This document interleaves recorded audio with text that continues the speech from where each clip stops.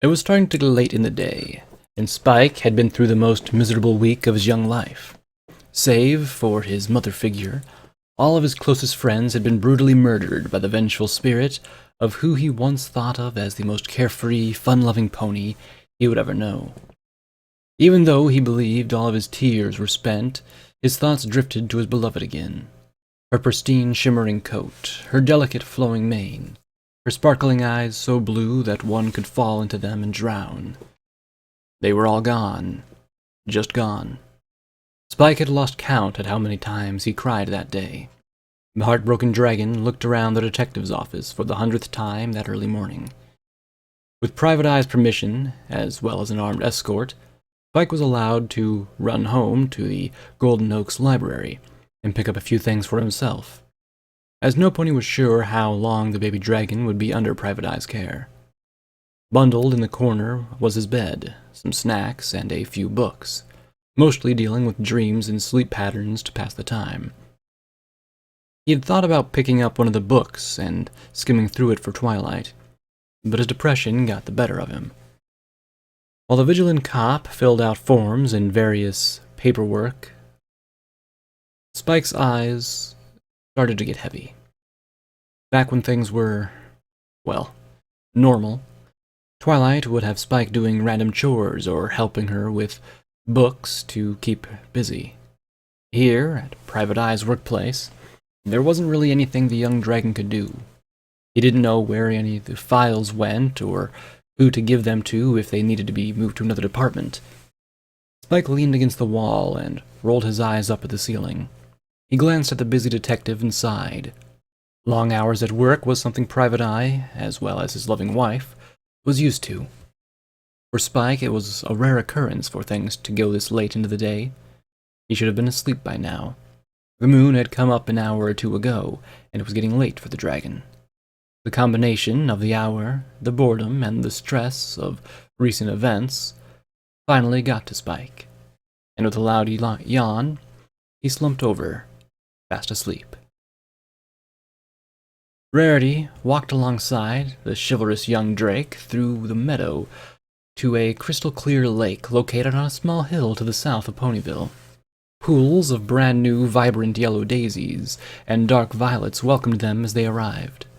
The cool, crisp air carried a cornucopia of heavenly scents and fragrances. They sat down, side by side, at the shoreline and took in the beautiful scenery. They looked up at the bright blue sky, and the sun's warm rays caressed their faces. Today was the type of day where one was thankful to be alive. Everything was perfect, and Spike was with the perfect mare.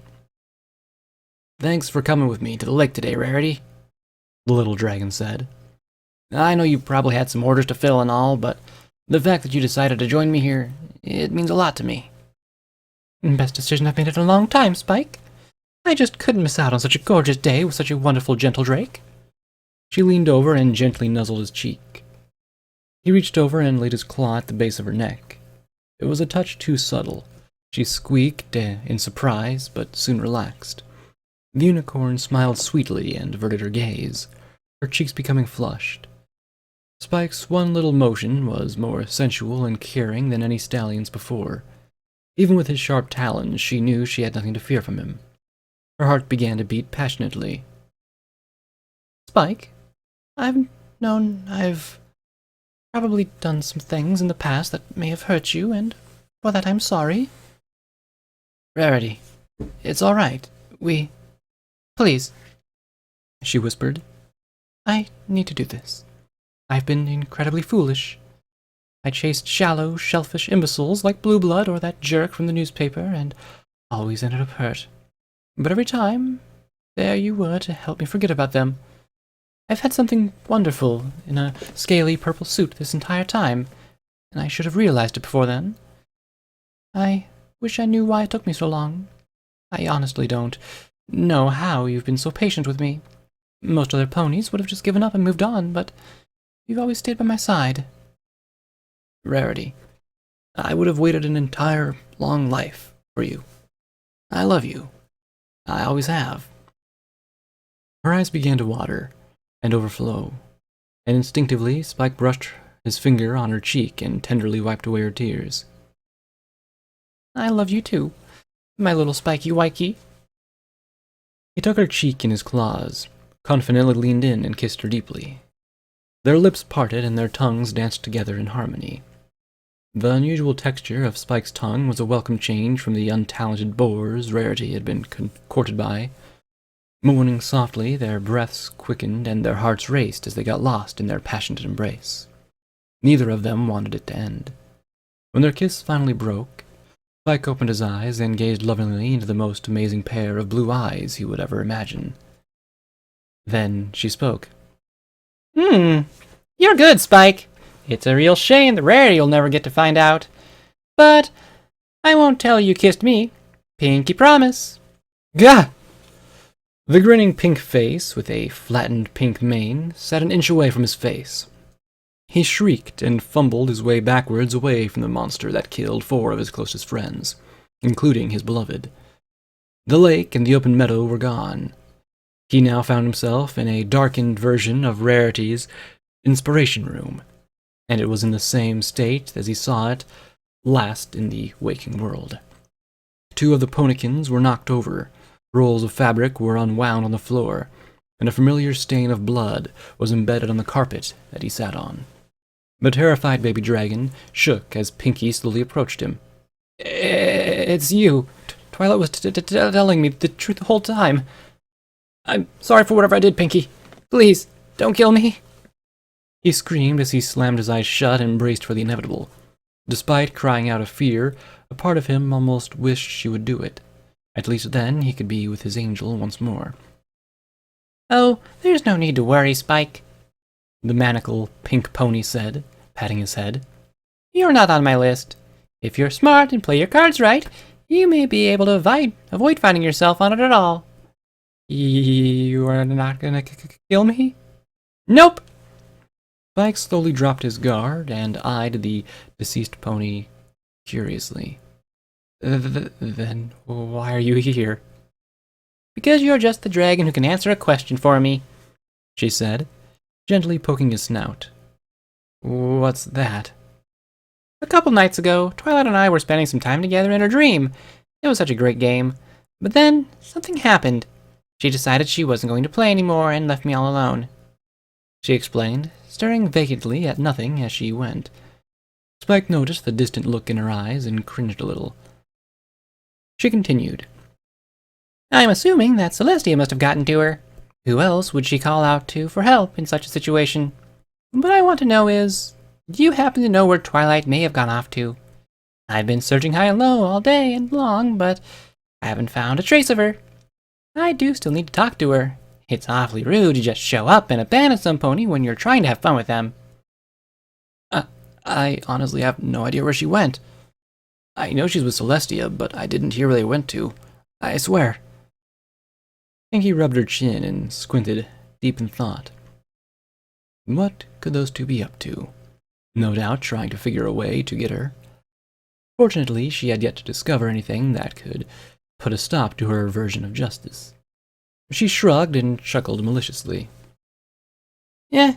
Regardless if you're telling the truth or not, I have a little message for you to give to Twilight. By the way, if I learn you're not telling me the truth..." No, I am," he said, panicking, knowing exactly what Pinky implied. "What did you want to tell her?" "Twilight can stay away from here forever. Even with Celestia around, they're bound to mess something up eventually. It's only a matter of time before I run into her again. But until then, I'm going to take a little trip around the town. There are wrongs against me out there that still need to be righted, and they will suffer for it. After all, every pony sleeps and every pony dreams. Now, run along, Spike. You've got an errand to run." She grabbed the rug with her teeth and yanked it off from under him. He fell, but not onto the floor. Somehow, Spike just kept falling into a sudden empty abyss, as if he had been thrown from a zeppelin. He screamed as his descent into blackness continued forever. The young dragon was lying up against the wall, panicking and clawing at nothing. Private Eye knelt beside him, trying to shake him awake. Nothing seemed to be working. "Spike!"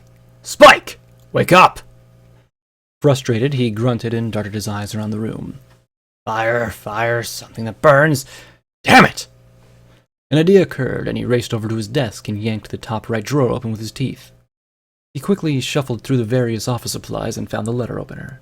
Grabbing it in his mouth, he returned to Spike and aggressively poked it into his belly, doing his best not to jab him too hard and accidentally injure him. Ow! Spike was torn out of the dream and back into the real world. The detective spat out the opener and grabbed the dragon's shoulders. Spike, look at me! His attention was immediately grabbed. You okay, kid? Slowly, his heart rate returned to normal as he looked around and realized that he was awake again. The little Drake was so panic-stricken and shaking like a leaf, he didn't even bother to wipe his brow clean of sweat that started accumulating. He rubbed the spot on his stomach that Private Eye had stuck him with, and cringed at the barely lingering pain. Yeah, I think so. He sighed. You saw her, didn't you? Private Eye asked, despite already correctly assuming the answer. Yeah, she... He cut himself off and held back crying again. All he could think about was the object of his affections suddenly mutating into a killer. Spike. The hard-snouted cop said softly, trying to calm the shaken youth. What happened in there? Did she say anything? He took a deep breath and collected himself.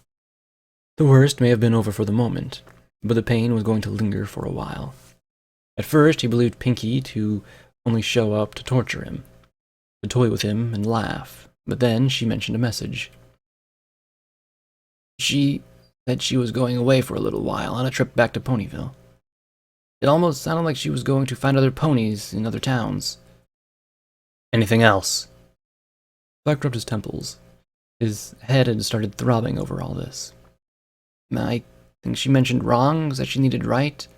Something like that. Private Eye released Spike and sat down, deep in thought. Could Pinky have had run-ins at some point in her life with others that were so negative she could harbor ill will towards them? He needed to do some research into her history, if there was any available. He knew the first place he'd have to go. There was something else that needed to be done first. Spike, do you think you can write some letters and send them away from me? The detective asked. Twilight told me about that ability of yours in one of our interviews. Yeah, I think so. How many are we talking? A lot, I'm afraid. If Pinky is going to be attacking other towns, we need to inform the police departments around Equestria before she can strike, if at all possible. You're really going to tell them about the whole killing you in your dreams thing? They're never going to believe that. Private Eye returned to his desk and found a multitude of blank sheets of paper in the large lower drawer of his desk. He slammed them down and removed his quill from its holster, setting it next to the paper. Not exactly. I'll tell them that some pony dangerous escaped our prison the other day, and unfortunately, we have no idea where they went or if they're going to go after any pony. We'll mention she tended to attack victims at night, and it was particularly brutal. But how's that going to stop her at all? All they're going to do is find more bodies, Spike argued. I don't know, Private Eye yelled. He rubbed his forehead and sighed heavily. Look, I'm aware that they're going to end up in the same position as us. If we can find a pattern somehow, then maybe we can get some ponies we think she'd have in it before she can get to them. It's not much, but for right now, what you told me, it's one of the only options we have. You're just sacrificing ponies then, the dragon yelled. Do you think I like knowing that? He snapped back. I have no idea how to combat this. Assault charges I can handle. Petty theft is easy enough. We're talking about a murderer who isn't even a physical pony. What do you expect me to do? Private Eye slammed his hooves down on his desk to drive the question home. Spike opened his mouth to answer, but couldn't think of anything to say.